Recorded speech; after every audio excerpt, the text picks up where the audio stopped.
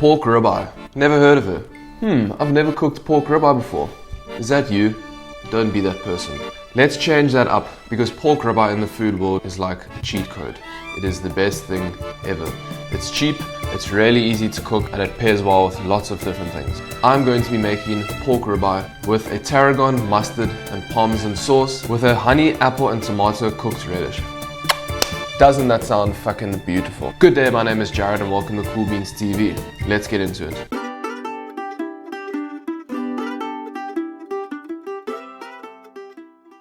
I'm going to show you methodically how to make this meal so that your life becomes easier in the kitchen. I'm going to start off with a small handful of flat leaf parsley to chop. I like to usually chop any herbs first because it's always best to chop herbs on a completely dry board. It makes it easier to work with and less likely you're going to bruise your herb. Bruising your herb?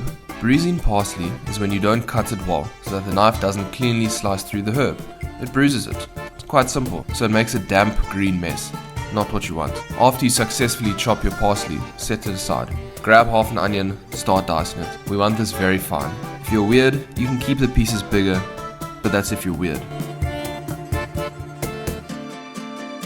Next up, we're going to slice our tomatoes and apple. I fucking love these knives.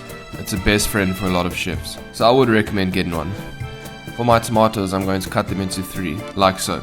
Keep a bit of size on them because they're going to be cooked a bit, and I don't want them to cook to absolutely nothing. For our apples, I've taken a golden delicious apple and sliced it. Let's say semi-thin. Ain't thick, ain't thin. One small apple wasn't enough, so I decided to add in another piece from a large apple. So now you can see my ratio. Almost 50-50. Now our prep is ready to go. Let's make our sauce. Throw in a small piece of butter on medium-high heat in your pan with your onion. I also added a bit of olive oil to prevent the butter from burning. Let this fry for roughly 2 minutes. You want a bit of color on the onions, but not too much. When you're happy with how your onions are looking, add in a cup of that good stuff. And by that I mean fresh cream. Keep this going on medium-high heat. You want this to come to a boil, but watch it carefully. Stir it every minute or so. This took about 5 minutes to reduce enough to be nice and thick.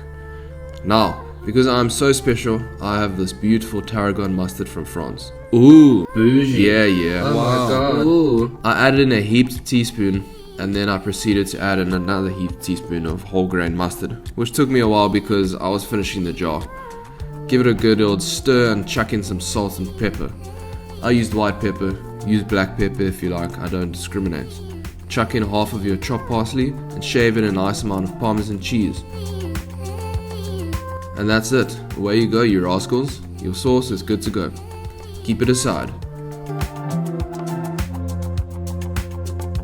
These are the beauties I'm talking about, the stars of the video. I season these with salt, olive oil and smoked paprika on both sides. Make sure you pat the seasoning into the meat.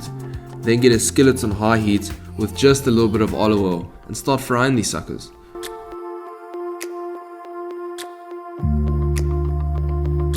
Flip them after roughly 5 to 6 minutes and cook the other side for the same amount of time. Also add a small knob of butter when you flip them over. You want these to be cooked all the way through, but not tough.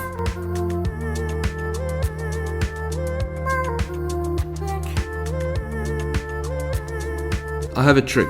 Basically, as soon as you start to see just a little bit of blood coming out of the surface on top of your meat, that's when you know you have about 30 seconds left. After the 30 seconds, take it off. At this point, there will be a bit raw in the middle, so you have to let them rest just to cook that much further to perfection. Do not throw away the cooking juices.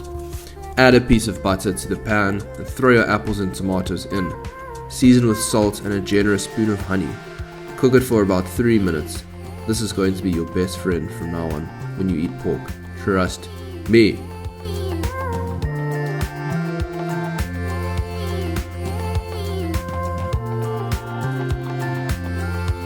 Now at this point, the ribeyes should be good to go.